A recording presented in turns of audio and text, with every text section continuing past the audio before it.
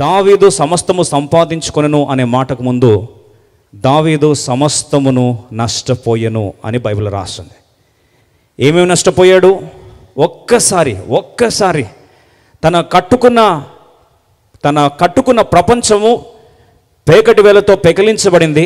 కళ్ళ ముందే ఆశల మేడలంతా కూడా కుప్పగూలిపోయాయి. జిక్లాగు పట్టణము తగలబడింది. భార్య పిల్లలను ఆకస్మికంగా ఎత్తుకొని వెళ్ళిపోయారు. అమాలేకులు వచ్చి దండయాత్ర చేసి దావీదు స్వాస్థ్యముగా దావీదు నమ్ముకొని వచ్చిన 600 మంది స్వాస్థ్యముగా దయచేయబడిన జిక్లాగు పట్టణం అంతా కూడా ఒక్కసారి దహనం చేయబడింది. గాయపడ్డ గుండెల్లో నుంచి తన్నుకొచ్చే ఆ వేదన 1 సమూయేలు గ్రంథం 30 అధ్యాయం 1 Samuel chapter 30 1 Samuel chapter 30 1 సమూయేలు 30 అధ్యాయము అందరము కలిసి 4వ వచనము 2వ వచనము 2, 3, 4 వచనం కలిసి చదువుదాం. దావీదును అతని జనులను పట్టణంకు వచ్చి అది కాల్చబడి ఉండుటయు తమ భార్యలను కుమారులను కుమార్తెలను చెరలోనికి కొనిపోబడి ఉండుట చూచి ఇక ఏడ్చుటకు శక్తి లేకపోయినంత బిగ్గరగా ఏడ్చిరి. ఏడ్చుటకు శక్తి లేకపోయినంత బిగ్గరగా ఏడ్చిరి. వీరు ఏడ్చిన వారు ఎవరు? సాధారణమైన మనుషులు కాదు. కఠోరమైన గుండె, కళ్ళ ముందు రక్తం ఏరులై పారడం ప్రతిరోజు ఆనవాయితీగా చూసే గుండెలు, యుద్ధ శూరులు, బలాఢ్యులు, పరాక్రమవంతులు. వారి కళ్ళ ముందు రక్తం ఏరులై పారడం అనేది పెద్ద ఆశ్చర్యమేమీ కాదు. అలాని వారు కదల్చబడేవారు కానే కాదు. అలాంటి వారి గుండెలు పగిలాయి, కళ్ళ నుండి నీరు ఏరులై పారుతున్నాయి. బైబిల్ రాస్తుంది, ఇక ఏడ్చుటకు శక్తి లేనంత బిగ్గరగా ఏడ్చారంట. ఏడ్చి ఏడ్చి ఏడ్చి మూలుగులు వస్తూ ఉన్నాయి. ప్రియ సోదరి సోదరుడా, ఎందుకు ఈ పరిస్థితికి దిగజారిపోయింది? అసలు ఏడడానికి శక్తి లేని పరిస్థితి ఎందుకు వచ్చిందంటే, మనిషికి గాయం ఒక్కసారి తాకితే తట్టుకుంటాడు, 2 సార్లు తాకితే తట్టుకుంటాడు. కానీ గాయాల పరంపర మాటి మాటికి తాకితే ఒకరోజు బ్రేకింగ్ పాయింట్ వస్తుంది. Every man has a price, they to had a price. భార్య, పిల్లలు, ఆస్తి సమస్తము ఒక్కసారి కుప్పగూలిపోయినాయి, కళ్ళ ముందు కనుమరుగైపోయాయి. ఏడడానికి శక్తి సరిపోవట్లే. ఈ పరిస్థితిలో పక్క నుంచి శబ్దాలు వినిపిస్తూ ఉన్నాయి. దావీదు పక్కన కొందరు మాట్లాడుతూ ఉన్నారట. 1 సమూయేలు గ్రంథం 30 అధ్యాయం 6వ వచనం కలిసి చదువుదాం. దావీదు మిక్కిలి దుఃఖపడెను, మరియు తమ తమ కుమారులను బట్టి కుమార్తెలను బట్టి జనులకు అందరికీ ప్రాణము విసికినందున రాళ్ళు రువ్వి దావీదును చంపుదాం రండి అని వారు చెప్పుకొని. చాలండి, వారందరూ అంటున్నారంట రాళ్ళతో కొట్టి దావీదును చంపుదామని. ఏ మాటన్నా తట్టుకుందామేమో అనుకుంటే ఒక్కసారి దావీదు తన సైన్యం యొక్క వెనుక చరిత్ర చూడడానికి ప్రయత్నిస్తాం. దావీదు వాస్తవంగా ఇశ్రాయేల్ దేశానికి అభిషేకించబడిన రారాజు అయితే, గొల్యాతును గెలిచిన రోజు నుండి సౌలు యొక్క విషపు చూపు, అసూయ కన్ను దావీదుని ఎక్కడ పడితే అక్కడ చంపాలని ప్రయత్నిస్తూ ఉన్నాడు. ఒకరోజు విరక్తి చెందిపోయాడు. ఒకరోజు అనుకున్నాడు, ఇక్కడ ఉంటే నాకు భద్రత లేదని ఆ ప్రాంతం విడిచిపెట్టి పారిపోయి ఇశ్రాయేల్ దేశాన్ని విడిచిపెట్టి గాతు రాజ్యము, ఫిలిస్తీన్ల రాజ్యము, గాతు రాజ్యాన్ని ఆకీషును ఆశ్రయించాడు. అక్కడ తను ఆశ్రయించిన పిమ్మట వారు వాస్తవం బయటకు వచ్చేసింది. వెంటనే వారు అన్నారు, సౌలుకు 1000 కొద్ది దావీదు 10,000 కొద్దని పాడింది ఈయన గురించి కాదా, గొల్యాతును చంపింది ఈయన కాదా అని చెప్పి ఎప్పుడైతే వారు గుర్తుపట్టేశారో పిచ్చివాడిలాగా నటించడం ఆరంభించాడు. ఉమ్ము గడ్డ మీద నుంచి కారుతూ ఉంది, గోడల మీద పిచ్చి రాతలు రాయడం ఆరంభించాడు. చివరికి అర్థమైపోయింది, బయటపడ్డాడు. అన్నాడు, అయ్యా, నా వ్యక్తి నన్ను చేరదీయాల్సిన వాడు నాకు శత్రువు అయ్యాడు, నా శత్రువు యొక్క శత్రు మీరు కాబట్టి శత్రు యొక్క శత్రు నాకేమవుతాడు? మిత్రుడు అవుతాడు. ఇక మీద నుంచి మీ యుద్ధాలు చేస్తాను. నమ్మశక్యంగా లేదన్నాడు. సరే చూడండి అన్నారు. ప్రతిరోజు దావీదు ఎప్పుడైతే అడుగు పెట్టాడో, దావీదు గాతు రాజైన ఆకీషుకు యుద్ధాలు చేయడం ఆరంభించినప్పటి నుంచి ఎక్కడికి వెళ్ళినా సరే దావీదును బట్టి ఫిలిస్తీన్లకు విజయం వస్తూ ఉంది. ఆ విజయదుంది మోగిస్తూ వెళ్తూ ఉన్నాడు. ఒకరోజు నమ్మకం కుదిరింది. గాతు రాజైన ఆకీష్ అన్నాడు, అయ్యా, నీకేం కావాలి చెప్పు, నీకేం కావాలంటే అది ఇస్తాను, నీకు చెప్పు, నీ ఆఖరి ఏంటంటే అన్నాడు. రాజా, తలవాల్చుకోవడానికి మాకు స్థలం లేదు, నేను మా పరివారం వారు 600 మంది సైన్యం నాతో పాటు ఉన్నారు కదా, వారికి ఒక నివాసయోగ్యమైన స్థలం ఇస్తే మేము ఎప్పుడు కూడా నమ్మకంగా నిన్ను సేవిస్తామని చెప్పి శపథం చేశాడు. వెంటనే లోపల తీసుకెళ్ళాడు, డాక్యుమెంట్ తీసుకున్నాడు, ప్రాముఖ్యమైన డాక్యుమెంట్ తీసుకొచ్చాడు. డాక్యుమెంట్ పైన జిక్లాగ్ అని రాస్తుంది, షెడ్యూల్ ప్రాపర్టీ జిక్లాగ్ అని రాస్తుంది. వెంటనే పిలిపించాడు, రిజిస్ట్రార్ని రమ్మన్నాడు. అక్కడే గిఫ్ట్ డీడ్ సెటిల్మెంట్ జరిగింది. డైరెక్ట్గా ప్రాపర్టీ అంతా దావీదు తనకు చెందిన వారికి స్వాస్థ్యంగా, చిరస్వాస్థ్యముగా రాసి, నిత్య స్వాస్థ్యంగా రాసి సంతకం పెట్టేశాడు. ఎంత సంతోషం! డాక్యుమెంట్లు పట్టుకొని 600 మందికి వెళ్ళాడు. వాళ్ళు అన్నారు, అయ్యా, అరణ్యంలో ఎండమావి లాంటి మా జీవితాల్లో తిరిగి చినుకులు పడుతున్నాయి, ఆశలు చిగురిస్తున్నాయి, నిరీక్షణ తిరిగి రేకెత్తించబడుతుందని సంతోషపడుతున్న సమయం అది. ఇటుక పేర్చి ఇల్లు కట్టుకున్నారు. ప్లానింగ్ జరిగింది, అంతా బాగా జరిగింది. తిరిగి సమకూర్చబడుతున్నాం కదా అని అనుకుంటున్న సమయం అది. ఆశల మేడలు కట్టుకోవడం ఆరంభించారు. ఒకరోజు వార్త వచ్చింది. ఆకీష్ అన్నాడు, ఇప్పుడు ఆకస్మికంగా మన వార్త వచ్చింది, నీ దేశ ప్రజలు, ఇశ్రాయేల్ ప్రజలు మాకు వ్యతిరేకంగా యుద్ధాన్ని ప్రకటించారు, సౌలు దాన్ని పోరాడుతున్నాడు, ఇప్పుడు నీ యొక్క నమ్మకత్వం ఎటువైపు ఉంటుంది అన్నాడు. రాజా, నువ్వు నా ప్రాణాలు కాపాడావు, భిక్షాందేహి అని అరణ్యంలో పారిపోతున్న జీవితానికి ఒక దిక్సూచిగా నిలబడ్డావు. నీ ప్రాణం కాపాడే బాధ్యత నాది. నా తలను నీ తల కాపాడడానికి, చివరికి రాజీ పడకుండా నీ తలను కాపాడే బాధ్యత నాది, నా తలను తాకట్టు పెడతా. ఈ మాట నమ్మాడు. యుద్ధ భూమిలోకి వెళ్ళారు. అలసిపోయి వెళ్తున్నప్పుడు బహుశా భార్య పిల్లలకి జిక్లాగ్ పట్టణంలో వీడుకోలు పలుకుతున్నారు, క్షేమంగా రండని కోరుకుంటున్నారు. తిరిగి చూస్తామో లేదని కొంతమందికి భయాందోళన వాతావరణం. బరువెక్కిన గుండెతో వేడుకోలు జరిగింది. యుద్ధభూములకు అడుగు పెట్టారు. వెంటనే ఆకీష్ రాజు యొక్క ఆలోచనకర్తలు వచ్చి అన్నారు, సార్, మీరు ఎవరు నమ్ముతున్నారో తెలుసా? ఏమైంది? మన నమ్మకంగా చేస్తున్నాడు కదా. లేదు సార్, గొల్యాతుని చంపింది, మన వీరుని చంపింది దావీదే. అలాంటి వాడిని మన వైపు పెట్టుకుంటే ఏదో ఒక రోజు మళ్ళీ ఒకసారి ఏం చేస్తాడు? మ్యూటిని చేస్తే, మన వైపే ఉండి అవతల వేరు వైపు పక్షం నిలబడి పోరాడితే ఇంకా మనం తిరిగి కోలుకోలేము. పంపించండి రాజా. ఏమనలేని పరిస్థితి. ఆకీష్ రాజు దావీదుని పిలిచాడు. దావీదా, దయచేసి ఏమనుకోకు, యుద్ధం చేయడానికి వీల్లేదు. ఏంటి రాజా ప్రాబ్లం అని? మేము నమ్మం, వీ డోంట్ ట్రస్ట్ యూ. అదేంటి రాజా, ఇన్ని రోజులు నిలబడ్డ కనపడలేదా మీకు? నా ప్రాణం పడ్డంగా పెట్టి నిలబడ్డ మీకు కనపడలేదా? దావీదుని చూస్తూ ఆకీష్ రాజు అన్నాడు, నాకు నమ్మకమే కానీ నా యొక్క అధిపతులకు నమ్మకం లేదు. I'm sorry.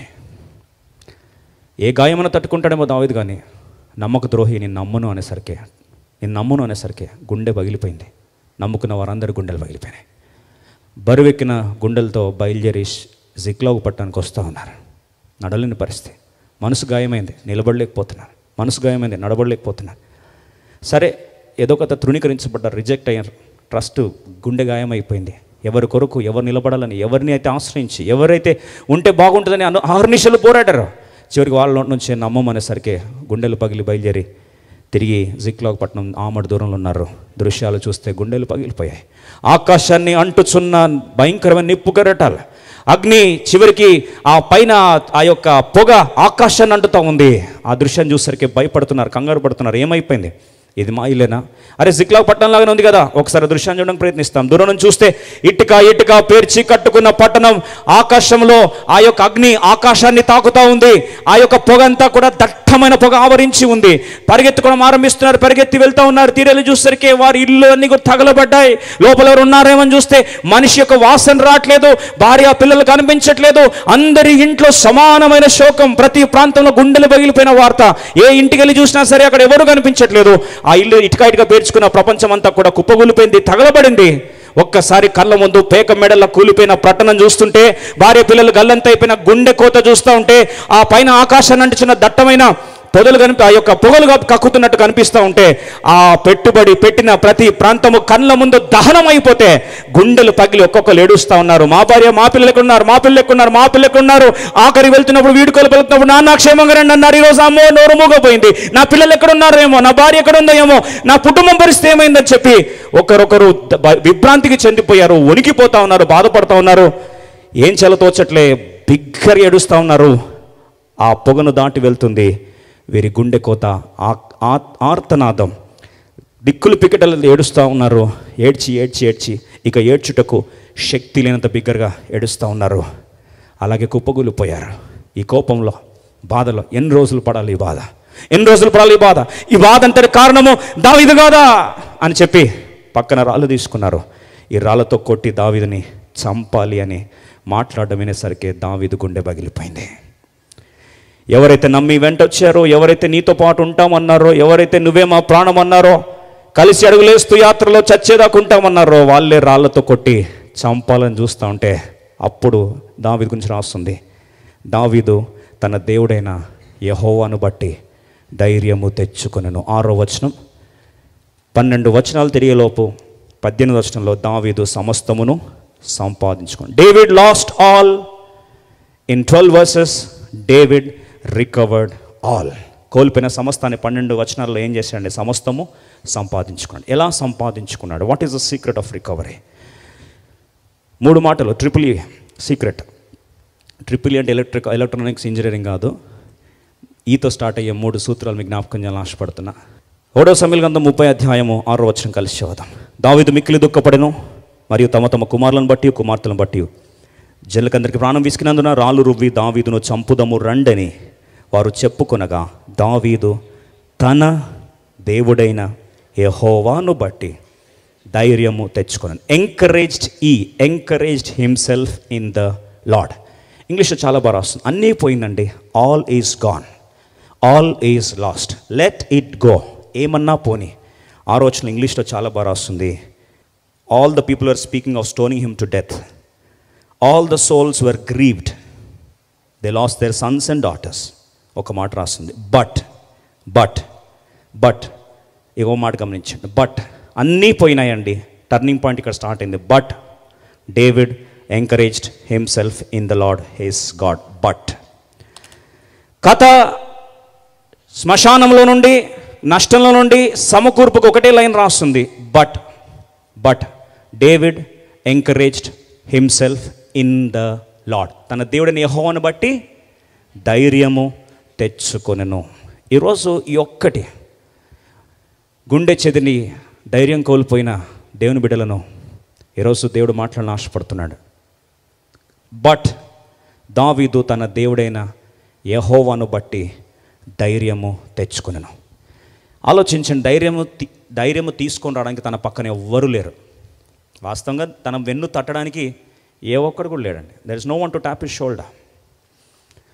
చాలాసార్లు మనం బాధలు ఉన్నప్పుడు మనం ఏం భావిస్తామంటే, ఎవరన్నా నా వెన్ను తడితే బాగుండు, ఎంకరేజ్ చేస్తే బాగుండు, ఈ టైంలో నేను ఉన్నాను నీకు అని చెప్తే బాగుండు అనిపిస్తుంది. కానీ దావీదు పరిస్థితి, కనీసం భుజం తట్టేవాడు ఒక్కడు కూడా లేడటండి.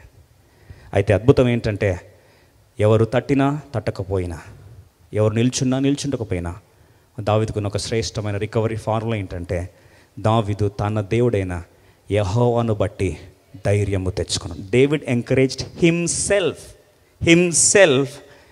In the lord. Himself his lord. తన దేవుడు తన్ను తాను ధైర్యపరుచుకున్నాడు. హిమ్సెల్ఫ్. ఎప్పుడైనా మన జీవితంలో ఎప్పుడైనా సరే ఎవరైనా వేరేలో వచ్చి మనల్ని ఓదార్చాలి, మోటివేట్ చేయాలి, ముందుకు నెట్టాలని ఆశపడతాం. కానీ సమకూర్పులో ప్రభు జ్ఞాపకం చేస్తున్న మాట ఏంటంటే, తన దేవుడిని యెహోవాను బట్టి తన్ను తాను ఏం చేశాడు? ధైర్యం తెచ్చుకున్నాడంట. ఎలా వచ్చింది ధైర్యం? ఎప్పుడైనా మన జీవితంలో మనతో మనం మాట్లాడుకున్నామా? బిజీ ప్రపంచంలో అందరి స్వరాలు వింటాం, న్యూస్లు వింటాం, రీల్స్ వింటాం, షార్ట్స్ వింటాం, అన్నీ వింటాం. కానీ ఎప్పుడైనా పొరపాటున మన ప్రాణంతో మన ప్రభు గురించి మనం ఎప్పుడైనా మాట్లాడామా? మాట్లాడితే ఎంత బాగుండు కదా. అందుకొరకు 3వ కీర్తనలో దావీదు ఇలాంటి పరిస్థితి. అక్కడేమో సౌలు ధర్మంతో బయటికి వెళ్ళిపోయాడు, మనం చూస్తున్న దృశ్యం. కొన్ని సంవత్సరాల తర్వాత అబ్షలోము ధర్మంతో వెళ్ళిపోవాల్సి వచ్చింది. Same situation, same to same. అయితే అప్పుడు కూడా సింహాసనం కోల్పోయాడు. అప్పుడు సింహాసనం కోల్పోయిపోవడం చాలా గాయం. సింహాసనం రాకుండా పారిపోవడం చాలా ఈజీ. కానీ సింహాసనం చూసి, అధికారం చూసి అక్కడి నుంచి పారిపోతే సొంత కొడుకే అడ్డం తిరిగి తరుముతూ ఉంటే, పిచ్చివాడిలా చెప్పులు లేకుండా అరణ్యాలు పరిగెడతా ఉంటే ఆ గాయం ఎంత ఘోరంగా ఉంటుందో దావీదు పరిస్థితి మనకు తెలుసు. అలాంటప్పుడు 3వ కీర్తనకు వస్తాం. మంచి మాట రండి, త్వరగా చూసుకుందాం. చాలాసార్లు మనం ఈ అనుభవంలో, ఆత్మీయ జీవితంలో ఆరాధికులుగా ఈ అనుభవంలోకి వెళ్ళాలి. ఈ అనుభవంలోకి వెళ్ళినప్పుడు ఆటోమేటిక్గా ఆవేదన ఆరాధనగా దేవుడు మార్చేస్తాడు. ఎటువంటి వేదనైనా సరే బలముగా దేవుడు మార్చేస్తాడు. నష్టమును కూడా సమకూర్చే సామర్థ్యం మన ప్రభుకున్నదన్న సత్యాన్ని జ్ఞాపకం చేసుకుందాం. 3వ కీర్తన, అబ్షలోము తన కుమారుని ఎదుట నుండి పారిపోయినప్పుడు దావీదు రచించిన కీర్తన. ఏమంటున్నాడు? రండి అందరం కలిసి చూద్దాం. యెహోవా, 3వ కీర్తన మొదటి వచనం. యెహోవా, నన్ను బాధించువారు ఎంతో విస్తరించి ఉన్నారు, నా మీదికి లేచువారు అనేకులు. దేవుని వలన అతనికి రక్షణ ఏమీ దొరకదని నన్ను గూర్చి చెప్పువారు అనేకులు. ఆయన మనసు దేవుని దగ్గర ధైర్యపరచుకొని అంటున్నాడు, ప్రభువా, నాకు వ్యతిరేకంగా లేచిన వారు అనేకులు ఉన్నారు ప్రభువా. నాకు వ్యతిరేకంగా లేవడం మాత్రమే కాదు, వాళ్ళు ఏమంటున్నారంటే, దేవుని వలన అతనికి రక్షణ ఏమీ దొరకదని నా గురించి వారు చెప్పుకుంటున్నారని. నెక్స్ట్ ప్రాబ్లంకి వెళ్ళలే, ఇక్కడ ఆగాడు. రండి, దాని తర్వాత ఏమని రాస్తుందో చూడండి. ఏమని రాస్తుంది? సెలా. సెలా అంటే పాజ్ అండ్ లిజన్. సెలా అంటే పాజ్ అండ్ లిజన్. అంటే నువ్వు దాని ముందు ఒక మాట చెప్పావు. ఏమన్నావు? ప్రజలందరూ అంటున్నారు, ప్రభు అనేకులు నాకు వ్యతిరేకంగా లేచారు, దేవుని వలన అతనికి రక్షణ ఏమీ దొరకదని నన్ను గురించి చెప్పువారు అనేకులు చాలామంది లేచారయ్యా అని ఆగి ఆలోచిస్తున్నాడు. He's pausing in the situation. He's talking about his problem to his God and he's talking to his problem. He's talking to his creator about his problem. తన గురించి మాట్లాడుకుంటూ అంటాడు, అయ్యా అనేకులు నాకు వ్యతిరేకంగా లేచారు అని ఆలోచిస్తూ he started thinking about it. అయ్యా ఇంతమంది లేచారు కదా, మరి నా పరిస్థితి అనేకులు అంటున్నారు దేవుడు ఆయనను విడిచిపెట్టేశాడు, ఆ దేవుడు వారిని రక్షించడానికి లేడని ఇలా మాట్లాడుతున్నారే అని పాజ్ ఆగాడు. తన అంతరాత్మ పరిశుద్ధాత్మ దేవుడు తన ఆత్మతో మాట్లాడుతున్న, తన ప్రాణంతో మాట్లాడుతున్న మాటలను క్రోడీకరించుకున్నాడు. ఇప్పుడు దేవుని యొక్క ఓదార్పు, దేవుని యొక్క ధైర్యాన్ని పొందుకున్నవాడుగా 3వ వచనంలో ఏమంటున్నాడు చూడండి, అద్భుతమైన మాట. See his problem and his self talk, encouraging himself in the Lord, and then the word of guidance from the spirit of God. 3 మాటలు చూడండి. తన సమస్య తనలో తాను మాట్లాడుకుంటున్నాడు. సెలా అంటాడు. సెలా అంటే ఆలోచించు, పాజ్ తీసుకో, ఆలోచించు, దేవుడు ఏం చెప్తున్నాడో విను అని తన ప్రాంతంతో తను మాట్లాడుకొని దేవుడు చెప్తున్న మాటను 3వ వచనం అంటున్నాడు. కలిసి చదువుదాం. సెలా తర్వాత 3వ వచనం. యెహోవా నీవే నాకు కేడముగాను, నీవే నాకు అతిశయాస్పదముగాను, నా తల ఎత్తువాడవుగాను. అయ్యా తలదించుకునే పరిస్థితి నాకు రావచ్చు, కానీ నా కాపాడువాడు నీవే, నా కేడము నీవే, అంటే నా భద్రత నీవే, నా అతిశయాస్పదము, నా గర్వము నీవే, నా ఘనత నీవే, నా తల పైకెత్తువాడవు నీవే. You are the lifter up of my head. నా తలని ఏం చేస్తావు? పైకెత్తుతావు ప్రవ్వా అని చెప్పి నెక్స్ట్ మళ్ళీ తన ప్రాబ్లం మళ్ళీ స్టార్ట్ చేశాడు. 4వ వచనం చూడండి. ఎలుగెత్తి నేను యెహోవాకు మొర్రపెట్టున్నప్పుడు ఆయన తన పరిశుద్ధ పర్వతం నుండి నాకు ఉత్తరం ఇచ్చును. ఇక్కడ సెలా ఇంగ్లీష్లో రాస్తుంది, తెలుగులో మిస్ అయింది. ఇంగ్లీష్లో సెలా. మళ్ళీ అంటున్నాడు, పాజ్, ఆగు, లోపల ఆత్మదేవుడు ఏం మాట్లాడుతున్నాడో విను. నేను ఎలుగెత్తి ఏడ్చాను, ప్రాణం చేస్తూ వచ్చాను. 5వ వచనంలో యెహోవా నాకు ఆధారము, కావున నేను పండుకొని నిద్రపోయి, ఇప్పుడు పడుకున్నప్పుడు అనిపిస్తుంది అవతల వైపు అమాలేకీయులు, ఇవతల వైపేమో గాతురాజులు అంటే ఫిలిస్తీన్లు, అవతలేమో సౌలు, అవతల ఇంకో వైపు ఏమో క్రూరముగాలు, ఉన్నదేమో అరణ్యంలో. ఇప్పుడు పడుకుంటే నిద్ర వస్తుంది, మంచిదే, కానీ ఏ క్రూరముగమో ఏ శత్రువులు ఎప్పుడొచ్చి మీద పడతారో. ఒక్క శత్రువు అయితే కాంబాట్ చేయొచ్చు, చుట్టుపక్కల అన్ని వైపుల నుంచి శత్రువులే, వీళ్ళందరూ కూడా నా మీద పడితే ఈ రాత్రిని పడుకుంటే నా పరిస్థితి ఏంటని కొన్నిసార్లు మనకు కూడా అనిపిస్తుంది. గుండె దడగా ఉంటుంది, మన గుండె చప్పుడు మనకే సడన్గా వినిపిస్తూ ఉంటుంది. అలాంటి పరిస్థితుల్లో నిద్రపోదాం అనుకుంటే తిరిగి సూర్యోదయాన్ని చూస్తానా, లేదా బహుశా ఇదే నా ఆఖరి రాత్రి అవుతుందేమో, సూర్యోదయాన్ని తిరిగి నేను చూడలేనేమో అని కొన్నిసార్లు భయపడుతుంటాం. అలాంటి పరిస్థితికి దిగజారిపోయాడంటే ఎవరు? దావీదు.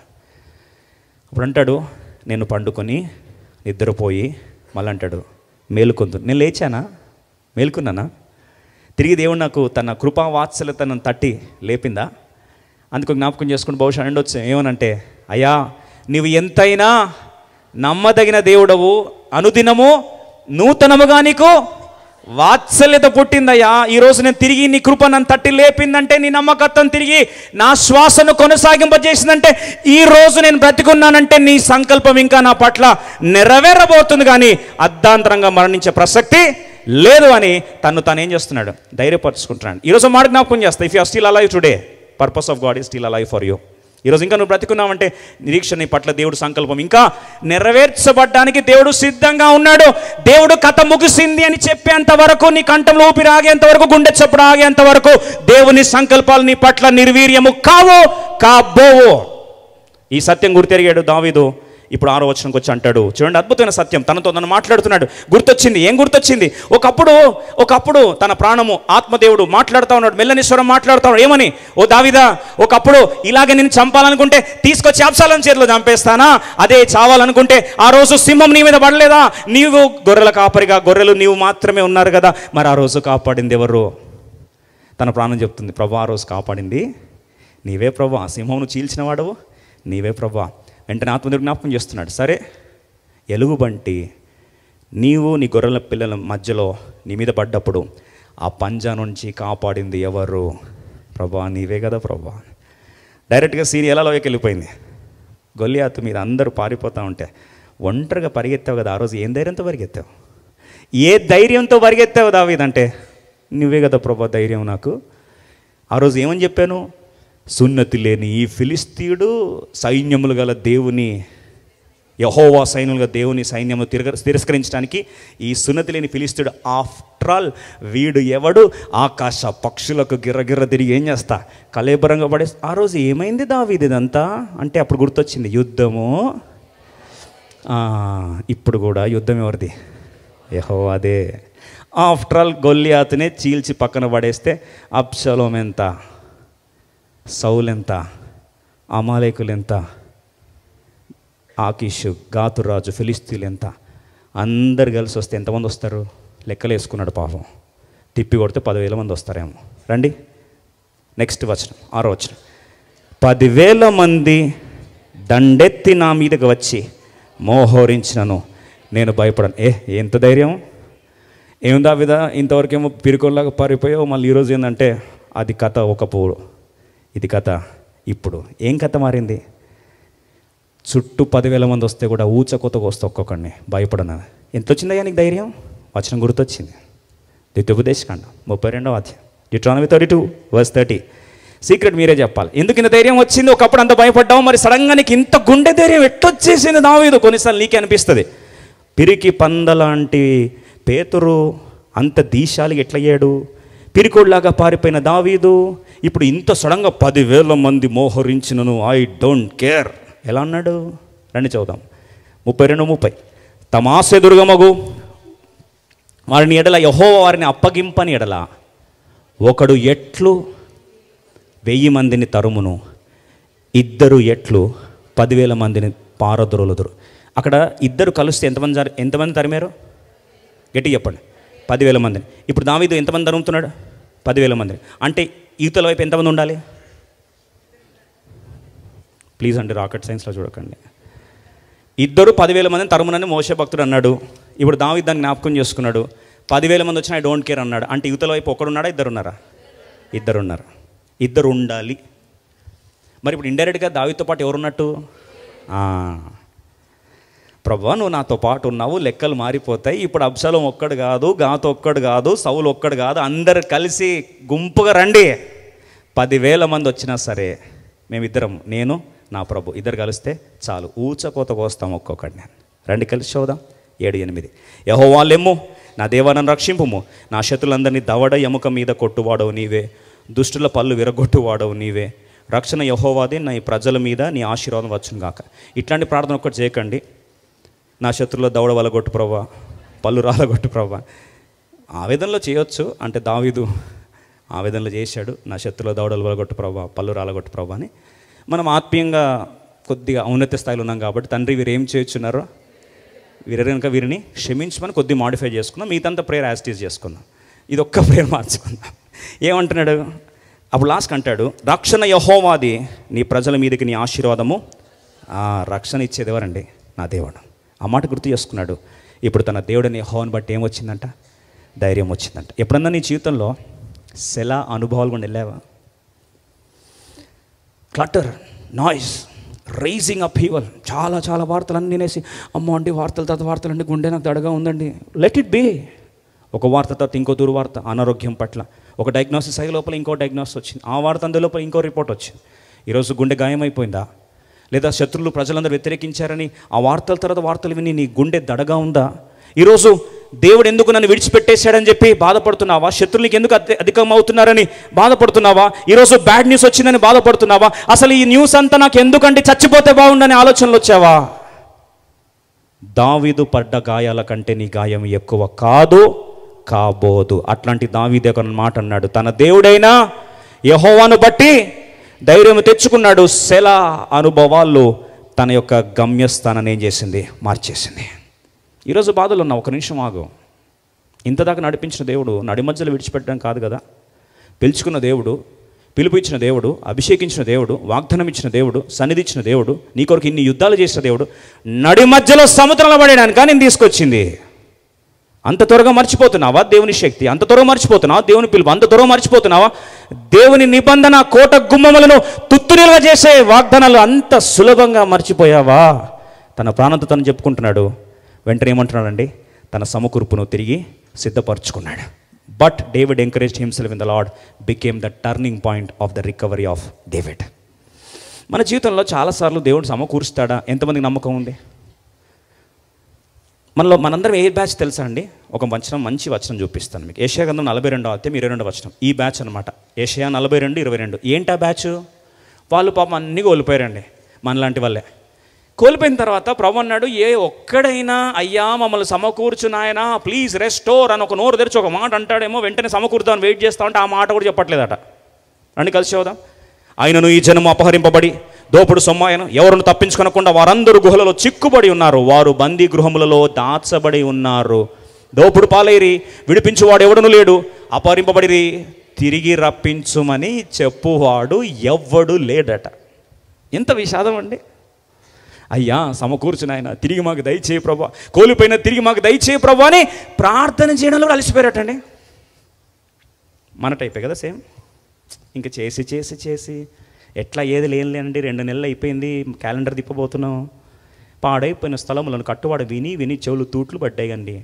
కాబట్టి అయ్యా కట్టునైనా నీ నోరు తెరిచి అడగడం కూడా ఏం అడుగుతానులే, అలసిపోతాను, దేవుని చిత్తం అనుకుంటా ఇదంతా. ఈరోజు ఆ స్థాయికి వెళ్ళిపోయావా? వాళ్ళంట ప్రభు వెయిట్ చేస్తున్నాడు. అంత దుర్భరవస్థ, గుహల్లో చిక్కుపడ్డారు, తప్పిపోయి ఉన్నారు, సమస్యలు ఉన్నారు. ఎవరన్నా ఒక్కడని తెరిచి ప్రభా మమ్మల్ని కాపాడు, రక్షించిన ఆయన, రెస్టోర్ అని ఒక్క పదం నోటి నుంచి వస్తుందేమని వెయిట్ చేస్తున్నాడు ప్రభు. ఈరోజు ఎందరి జీవితం కట్టబడాలని అవసరం ఒకసారి చేసి చూపిస్తారా? దేవుడు నెరవేర్చును గాక. మరి ఇంత సమకూర్పుకి ఒకటే ఒక కారణం ఏమని రాస్తుంది చూడాలి. అందుకని మీరు ఆశలు గల్లంతా నిన్న రోజు ప్రాణం చేస్తూ ఉంటే ప్రభు యోయేలు గ్రంథం 2వ అధ్యాయం దైనందిక భాగంలో మాట్లాడుతూ ఉన్నాడు. అయితే యోయేలు 2:12 ఒక మాట రాస్తుంది, ఇప్పుడైనను. చూడండి, లాస్ట్ మూమెంట్ అయిండొచ్చు, హోప్స్ అన్నీ పోయిండొచ్చు, అసలు రికవరీకి ఛాన్సే లేకపోయిండొచ్చు, అంతా సమాధి అయిపోయింది, పాడైపోయిందని ప్రజలందరూ భీష్మించుకొని డిక్లరేషన్ సర్టిఫికేట్ ఇచ్చిండొచ్చు. అయితే బైబిల్ రాస్తుంది చూడండి, ఇప్పుడైనను మీరు ఉపవాసం ఉండి కన్నీరు విడుచుచు దుఃఖించుచు మనఃపూర్వకముగా తిరిగి నా యొద్దకు రండి, ఇదే యెహోవా వాక్కు. ఏం చేస్తారంట? 13వ వచనం. ఇప్పుడు వస్తే కూడా మీ దేవుడైన యెహోవా కరుణావాత్సల్యము గలవాడు, శాంతమూర్తియు, అత్యంత కృపగలవాడు నయ్యుండి తాను చేయనుద్దేశించిన కీడును చెయ్యక పశ్చాత్తాపపడను గనుక మీ వస్త్రములు కాక మీ హృదయములను చింపుకొని ఆయన తట్టు తిరుగుడు. 14 ఏమని రాస్తుంది? వర్స్ 14. ఒకవేళ ఆయన మనస్సు తిప్పుకొని పశ్చాత్తాపపడి మీ దేవుడైన యెహోవాకు తగిన నైవేద్యమును పానార్పణం మీకు దీవెనగా అనుగ్రహించును, అనుగ్రహింపడని ఎవడు చెప్పగలడు? ఆ లాస్ట్ లైన్ ఛాలెంజ్ అనిపించింది. ఈరోజు కొంతమంది అంటారు, అండి నీ బతుకంతే, ఇంకా అంత పెద్ద సమకూర్చడానికి ఏం లేదండి. వాళ్ళకి చెప్పుతో కొట్టాల్సిన మాట ఏం తెలుసా? అనుగ్రహింపడని, ఈ మాట అనుగ్రహింపడని ఎవడు చెప్పగలడు? Who has the right to say that your story is over అన్నారు ఎవరన్నా? నీ కథ ముగిసింది అని. దేవుడు కథ ముగిసిందని చెప్పేదాకా నీ కథ ముగియలేదు. Till God says it is over, your story is not over. నీ కంఠంలో ఇంకా ఊపిరుంది, ముక్కులో నుంచి శ్వాస పీల్చుకుంటున్నావు, గుండె ఇంకా కొట్టుకుంటుంది అంటే ఇంకా దేవుడు నీ పట్ల సమకూర్పును సాధ్యపరచగలడు. ఈ మాట దేవుడు నెరవేర్చునుగాక. అనుగ్రహింపడని ఎవడు చెప్పగలడు? కొందరు అంటారు నీ బతికింతే అని. వాళ్ళకి చెప్పండి, థ్యాంక్ యూ సో మచ్. యోయేలు 2:14. అనుగ్రహింపడని ఎవడు చెప్పగలడు? ఈ వాక్యం ద్వారా కొద్ది నిరీక్షణ పుడితే చాలు. అమ్మా నీ ఆశ భంగము కానేరతం. ఈ నిరీక్షణ మనలను సిగ్గుపరచదు. ఏ ప్రాంతంలో పాడైంది అదే ప్రాంతం రెట్టింపు పాత్రలుగా చేయ సమర్థుడు. ఇదే యెహోవా వాక్కు. ఈ మాట దేవుడు నెరవేర్చునుగాక. రెండో మాట చూస్తాం, 1 సమూయేలు 37. 1 Samuel chapter 30:7. మొదటిది, encouraged himself in the lord. తన దేవుడిని యెహోవాను బట్టి ధైర్యం తెచ్చుకున్నాడు, సెలా అనుభవాలు జ్ఞాపకం చేసుకున్నాడు. 1 సమూయేలు 30 అధ్యాయం 7వ వచనం. పిమ్మట దావీదు ఏఫోదు తెమ్మని యాజకుడగు అహిమెలెకు కుమారుడైన అబ్యాతారుతో చెప్పగా. ఎవరితో చెప్పాడండి? జాగ్రత్త వినండి. ఎవరితో చెప్పాడు? నువ్వు క్రైసిస్లో నువ్వు కుప్పగూలిపోయినప్పుడు రెండో ప్రాముఖ్య సూత్రం ఏంటంటే ఎంక్వైరీ. రైట్ పీపుల్ని నువ్వు సంప్రదించాలి. వాస్తవంగా దావీదు యొక్క సమస్యకి ఆయన సంప్రదించడానికి, యుద్ధములో నష్టపోయాడు, శత్రుదేశం వచ్చి దండయాత్ర చేసింది కాబట్టి యుద్ధ ఆలోచనకర్తగా సైన్యాధిపతి అయిన తన యొక్క సైన్యాధిపతితో చర్చించాలి.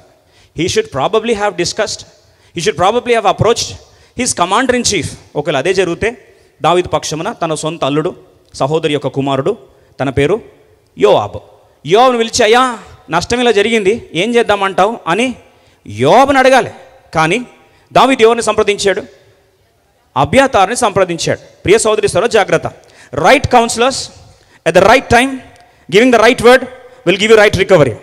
Right counsellors at the right time giving the right word will give you right recovery. సంపూర్ణ సమకూర్పు నీకు రావాలి అంటే సరైన ఆలోచనకర్తలు సరైన సమయంలో సరైన ఆలోచన నీకు ఇస్తే నీ చరిత్ర మారాల్సిందే. When you have issues, where do you go to? Problem వస్తే ఎవరి దగ్గరికి వెళ్తావు? ప్రాబ్లం వస్తే 3 రకాల ప్రజలు ఉంటారు. ఇప్పుడు దావీదు జీవితంలో 3 ఉన్నారు. మొదటి గుంపు అబ్యాతారు, అంటే దేవుని వైపు తన మనస్సును త్రిప్పుతో తన విశ్వాసాన్ని పెంపొందింప చేసేవారు మొదటి గుంపు. రెండవ గుంపు తనతో పాటు కోబాధితులు, అంటే తనతో పాటు బాధపడ్డవారు.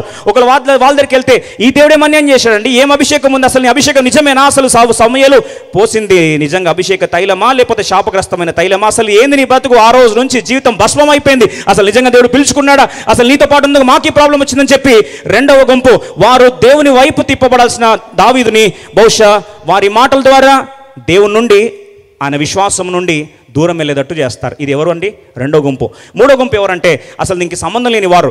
They are the strategist of the domain. నీకు ఏ ప్రాంతంలో అయితే సమకూర్పు కావాలో ఆ ప్రాంతంలో నిష్ణాతులు లేదా నైపుణ్యవంతులు, ఆ ఎక్స్పర్ట్స్ ఎవరంటే యోవాబు లాంటి వారు. Job was a war strategist. యుద్ధం ఎలా చేయాలనేది వ్యూహకర్త, వ్యూహ రచనలు, ప్రతి రచనలు చేసి ప్రతి దాడి కొరకు యుద్ధ సన్నాహంలో సమోహనపరిచి యుద్ధాన్ని భీష్మించుకొని నడిపించే ఏకైక నిష్ణాతుడు, ఒక నంబర్ 1 స్థాయిలో ఉన్న వారు ఎవరు ఉన్నారంటే యోవాబు ఉన్నాడు. అయితే మన జీవితంలో ప్రాబ్లం వస్తే ఎక్స్పర్ట్ ఒపీనియన్ కూడా మనం మూడవది సంప్రదించవచ్చు. సాధారణంగా ఆలోచించండి, అనారోగ్యం ఉంటే ఫస్ట్ ఎవరిని అప్రోచ్ అవుతాం? డాక్టర్ని అప్రోచ్ అవుతాం. ఇప్పుడు డిఫెన్స్ లాయర్ లేదా డిఫెన్స్ మనం ఫైట్ చేయాలంటే ఎవరిని అప్రోచ్ అవుతాం? డిఫెన్స్ లాయర్ని అప్రోచ్ అవుతాం. ఇప్పుడు కన్స్ట్రక్ట్ చేయాలంటే ఎవరిని అప్రోచ్ చేస్తాం? మేస్త్రినా? సరే, ఓకే, మేస్త్రినో లేకపోతే ఇంజనీర్నో, ఓకే, వాటెవర్, సివిల్ సైడ్ ఉన్న వాళ్ళకి అప్రోచ్ అవుతాం. ఇప్పుడు ఆలోచించండి, బండి పాడైతే ఎవరిని అప్రోచ్ అవుతాం? వీళ్ళంతా డొమైన్లో ఎక్స్పర్ట్స్ అండి, నిష్ణాతులు. అయితే గమనించండి, దావీదు వెళ్ళి తన సొంత డొమైన్లో తను యుద్ధ శూరుడే, తను యుద్ధంలో వాస్తవంగా యుద్ధ శూరుడు, తాను యోవాబు కంటే బలాఢ్యుడు. అలాంటిది పోయి తనతో పాటు సమకాలికుడైన సామర్థ్యవంతుడైన యుద్ధ నైపుణ్యం గల యోవాబుతో పంచుకోలేదు. అర్థం చేసుకోండి ఒక మాట. ఎందుకు చెప్తాను ఈ మాట అంటే, David went to the priest, somebody not part of battle plan. Remember this line. Somebody who is not part of his battle plan. మీరు అనొచ్చు, అవునండి, బ్యాటిల్ ప్లాన్ ఉన్న వాళ్ళతో సమకాలికుడు, సమయోధుడు, సమస్యను కలిగినవాడు, ఆయనతో పంచుకుంటే బాగుండేది కదా అంటే ఒక మాట చెప్తాను. నీ డొమైన్లో నీకు ఈక్వల్ అయితే, నీ డొమైన్లో కొద్ది ఎక్కువ కొద్ది తక్కువ అయితే, నువ్వు పంచుకుంటున్న నీ బాధ కాంపిటీటర్గా చూస్తాడు, కంపారిజన్ చేస్తూ చూస్తాడు. కాంపిటీటర్గా చూసినప్పుడు మనసులో 2 రకాలు వస్తాయి. ఓ మంచిగా అయింది వీడికి, ఇన్ని రోజులు దూసుకుంటూ పోయాడు, ఇప్పుడు ఏమైంది, డాష్ అయిపోయాడు. బయటకు, అయ్యో రాజా దావీదా మామగారు మీ కొరకు ఏమని నిలబడతాను మనసులో అనుకుంటాడు. మంచి తిక్క కుదిరింది, ఇన్ని రోజులు నా మాట వినాలనుకుంటాను. మనసులో ఏమనుకుంటాడంటే ఎగతాళి చేస్తాడు. They may frown at you, they may laugh at you inside, they may mock you, they may pull you down. కొన్నిసార్లు లోపల అనుకొని బయట చెప్పకపోయినా కొన్నిసార్లు వ్యతిరేకం కూడా చేయొచ్చు. ఒకడు పైకి వస్తున్నాడంటే చప్పట్లు కొట్టి ఇంకా పైకి రాని చెప్పేవారి కంటే పీతలు, రోతలు, కప్పలు కిందకి లాగేవాళ్ళే ఎక్కువ. ఎందుకు చెప్తున్న ఈ మాట అంటే, when you share some may laugh at you, some may laugh inside. ఈరోజు విషాదం ఏంటంటే, some of us are where we are because of talking to the wrong people in the places where we are. Brother ఏం తికమగ చేస్తున్నారు అనకండి. మనలో చాలామంది ఎక్కడేసిన గొంగడు అక్కడ ఎందుకున్నామంటే, మనము మన సమస్యలు పంచుకుంటున్న విచారణకర్తలు నీ జీవితంలో మారలేదు కాబట్టి నీ జీవితం కూడా ఇంకా మారలేదు. You are communicating with the wrong people. Communicating with the wrong people will lead you to the wrong destiny. ఏమనుకోద్దు, గొప్ప దర్శనం యవనస్తుడికి వచ్చిందంటే యోసేపు కంటే మించిన దర్శనం పాత నిబంధనలో ఆదికాండంలో లేదు. ఆ యోసేపు వచ్చే దర్శనము అన్ని పనులు వచ్చి ఏం చేస్తున్నాయి? యోసేపు పనని నమస్కారం చేస్తున్నాయి. సూర్యచంద్ర నక్షత్రాలు వచ్చి ఏం చేస్తున్నాయి? సాష్టాంగ నమస్కారం చేస్తున్నాయి. ఈ దర్శనం వరకు వచ్చింది. జాగ్రత్త, దర్శనం వచ్చినట్టు నాకు దేవుడు దర్శనం ఇచ్చాడు అని చెప్పి పాపం యోసేపు మనలాగానే తొందరపడి ఏం చేశాడండి? బ్రదర్స్ చెప్పేసుకున్నాడు, అమ్మ నాన్నకి చెప్పేసుకున్నాడు. పాపం ఫ్యామిలీ మెంబర్స్ చెప్పుకున్నాడండి. Wow Joseph what a great అనలేదు. ఏమన్నారండి? సహోదరులు ఏమన్నాడు? ఏమనరా, మేము వచ్చి మీకు నమస్కారం చేస్తామా? అట్లాంటి కళలు కూడా వస్తున్నాయరా నీకు అని వహ్వా అనలేదు, చప్పట్లు కొట్టలేదు. వాళ్ళే అసూయపడ్డారు, తిరిగి ఎగతాళి చేశారు. దోతాను ప్రాంతంలో వస్తూ ఉంటే, అరే కలలు కన్నవాడు టైటిల్ ఇచ్చేశారండి. ఏమి ఇచ్చారు? టైటిల్. నువ్వు కొద్దిగా షేర్ చేసుకొని ఇక్కడ వెంటనే లేబుల్ పడుతుంది. ఏం లేబుల్ మనకు తెలుసు, కలలు కనువాడు. వాళ్ళన్నదే భవిష్యత్తులో రేపు దేవుడు ఏం చేశాడు? నెరవేర్చాడు. కానీ వెంటనే ఏమనేశారంట అండి? కలలు కనువాడు మన మధ్యలో వస్తున్నాడు, స్వప్నము గలవాడు మన మధ్యలో వస్తున్నాడు. తీసుకొచ్చారు. తర్వాత ఏం చేశారు? గుంతలు పడేశారు, అమ్మేశారు, చంపడానికి ప్రయత్నించారు. అవసరం ఇవన్నీ? లేదండి, మా అమ్మ నాన్నలండి చాలా విజన్ని చాలా గనపరుస్తారండి అని పాపం పోయి యాకోబుకి చెప్తే, యాకోబు అన్నంట ఏమని? యాకోబు వాళ్ళ అమ్మలు, ఏంట్రా వయసు కూడా మర్యాద ఇవ్వర్రా, మేము వచ్చి సూర్యచంద్ర నక్షత్రాలు వచ్చి నీకు సాగిల పడాలరా, సిగ్గుందారా, నీకు కొవ్వు ఎక్కువైపోయిందిరా. అర్థమైన వాళ్ళకి అర్థమైనంత. Enquiry with the right people should enhance your faith, but it should not destroy your faith. విస్తారమైన ఆలోచనకర్తలు ఉంటే అది మనకేంటట? క్షేమమట. దేవోక్తి లేని దగ్గర, ఆలోచనకర్తలు లేని దగ్గర ఏమవుతాం? నశించిపోతాం అండి. People should bring you to God, people should motivate you to enhance your faith. నీ విశ్వాసం పెరగాలి. కానీ దేవుని నుంచి దూరం వెళ్ళిపోయే స్నేహం, దేవుని నుంచి దూరం తీసుకెళ్ళిపోయే ఆలోచనలు, విశ్వాసం నుండి పిలుపు నుండి దూరం లాగేసే ఆలోచనలు ఎంత దూరం ఉంటే నీకు అది అంత మంచి. ఎందుకు తెలుసా అండి? సాతాను ఎప్పుడైనా సరే సాతాను యొక్క అనుచరులను దేవుడు నాటి పెడతాడు.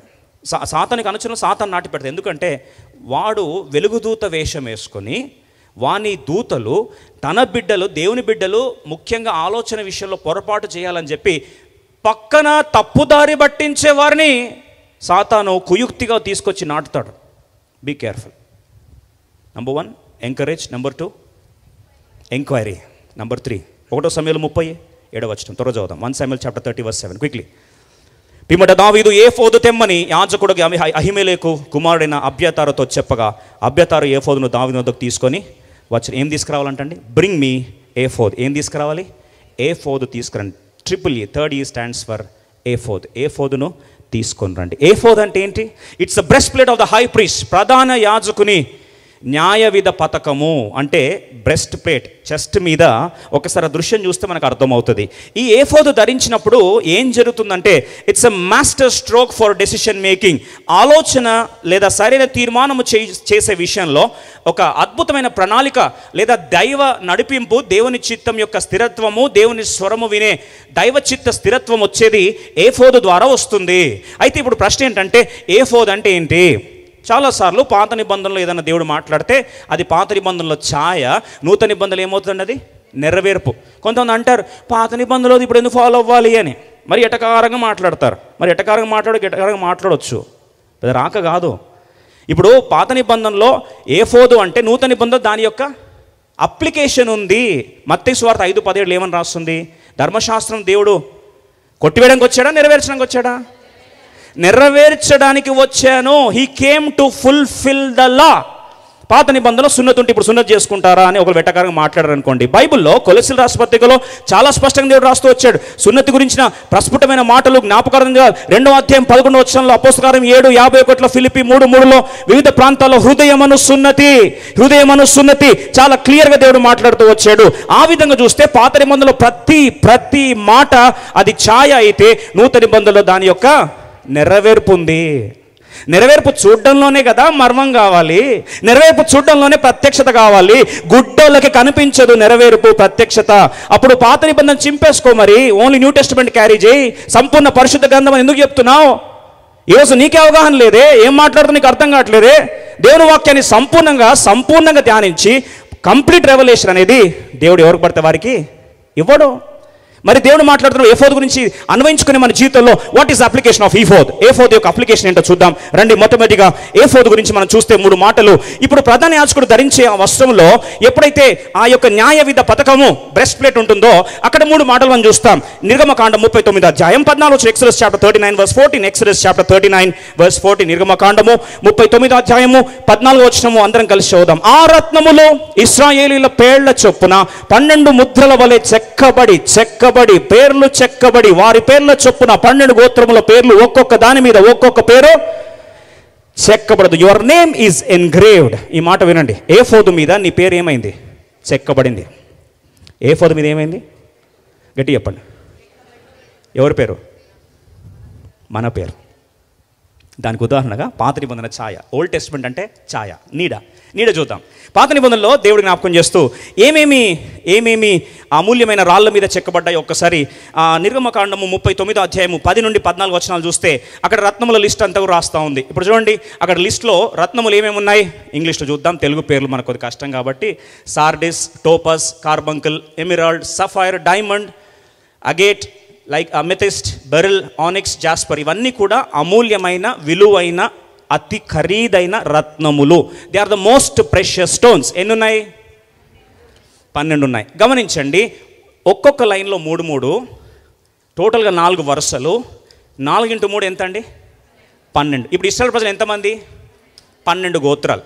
ఇశ్రాయేల్ ప్రజలు 12 గోత్రాలను రిప్రజెంట్ చేస్తూ ఒక్కొక్క గోత్రానికి ఒక్కొక్క అమూల్యమైన రాయిని దేవుడు గుర్తిస్తూ ఆ అమూల్యమైన రాయి మీద ఏమవ్వాలంట? వాళ్ళ పేరు చెక్కబడాలి. Powerful secret is that God engraved the total representation of all the names of each tribe as together on the precious stone. He engraved it.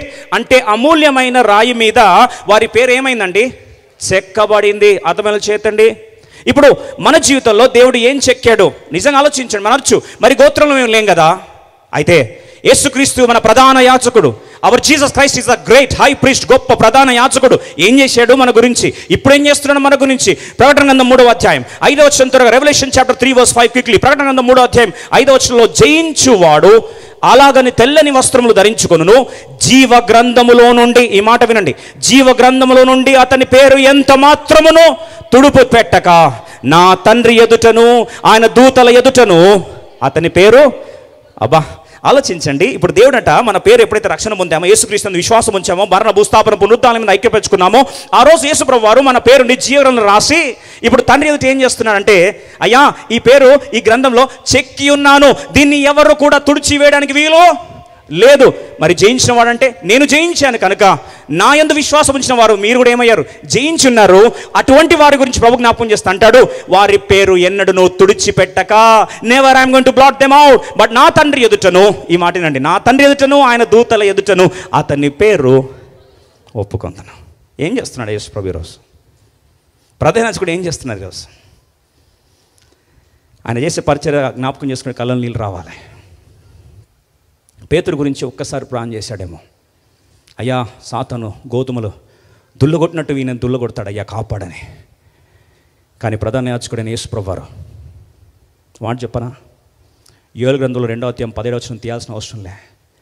యాజకులరా గలమెత్తి ఏడ్చి, యాజకులరా బిడ్డల సమకూర్పు కొరకు, సంఘ సమకూర్పు కొరకు ఏడ్చి ప్రాణం చేయండి అంటే మన గొప్ప ప్రధాన యాజకుడైన యేసు ప్రభువారు పేర్లు ఏం చేశాడు? మన పేర్లు ఏం చేశాడండి? చెక్కుకొని ఈరోజు తండ్రి ఎదుట, దేవదూతల ఎదుట ఏం చేస్తున్నాడు? ఒప్పుకుంటా ఉన్నాడు. అయ్యా వారిని సమకూర్చిన ఆయన. God's heart cry is that we have to be restored and he's crying. ఏడుస్తున్నాడు. న్యాయ విధ పథకము బ్రెస్ట్ ప్లేట్ మీద ఎఫోదు యేసు ప్రభువారు ప్రధాన యాజకుడుగా ఏం చేస్తున్నాడు ఈరోజు?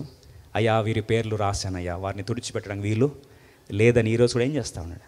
విజ్ఞాపన పరిచర్య చేస్తూనే ఉన్నాడు. పరలోకంకి వెళ్తే దిక్కులు పిక్కటిల్లేదట్టు నీ పేరు వినిపిస్తుంది అక్కడ. తండ్రి చెవులకు దూతల చెవులకు వినిపించే రేంజ్లో ఎవరన్నా పేరు కేకలు వేస్తున్నంటే ఆ పేరు ఎవరిదండి? మనదే. ఎవరు కేకలు వేస్తున్నాడు? యేసుప్రభు, గొప్ప ప్రధాన యాజకుడు. రెండవది, నిర్గమకాండం 39 అధ్యాయం 10 నుండి 14 వరకు చూస్తే ఆ రాళ్ళు ఏం రాళ్ళు అంటండి? అమూల్యమైన రత్నములు అంట. ఏం రత్నములు అండి? వెలగల అమూల్యమైన రత్నములు, ప్రెషియస్ స్టోన్స్. బాగా వినండి, ఒక్కొక్క స్టోన్ దేని గుర్తు? ఒక్కొక్కరి పేరు గుర్తు. అంటే ఒక్కొక్కరు దేనికి విలువైన వారు? ఒక అమూల్యమైన రాయికి గుర్తు. ఈ అమూల్యమైన రాయి గుర్తు అయితే ఒకసారి ఆ స్టోన్స్ చూద్దాం త్వరగా. అక్కడ ప్రభు అంటాడు, ఇప్పుడు కేవలం ఒక సఫైర్ స్టోన్ తీసుకుంటేనే, సఫైర్ స్టోన్ అట్లా పైన చిన్న క్రిస్టల్ పెడితేనే దాని వాచ్ కాస్ట్ 3 లక్షలు అవుతుంది. జస్ట్ పైన ఒక ఫైన్ లేయర్ కట్ చేసి పెడితే. ఇక్కడ ఏంటంటండి, మొత్తం సఫైర్ స్టోన్ తీసుకొచ్చి అలా పెట్టి, ఈ స్టోన్ ఎంత విలువైందో దీనికంటే విలువైన వాడు ఎవరు? నా వ్యక్తి, నా బిడ్డ. You are most precious. Deliberately God plan the most precious stones on to the breast plate. Deliberately to show that he loves you madly. నువ్వంటే పిచ్చిగా నువ్వు విలువైన వాడివి. జీవితంలో విలువ కొరకే కదండి, విలువ కొరకే కదా. ప్రభు అంటాడు, I value so much that you are most precious అంటూ మీ. ఇది అర్థం చేసుకున్నాడు కీర్తనకాడు. ఏమన్నాడు తెలుసా? 139వ కీర్తన 17వ వచనం, 139 Psalm verse 17. ఈ కీర్తనకాడు అంటాడు, 139వ కీర్తన 17వ వచనంలో అద్భుతమైన మాట అంటాడు, దేవా నీ తలంపులు నాకెంత ప్రియమైనవి, వాటి మొత్తం ఎంత గొప్ప. హౌ ప్రెషియస్ ఆర్ దై థాట్స్ టువర్డ్స్ మీ లార్డ్.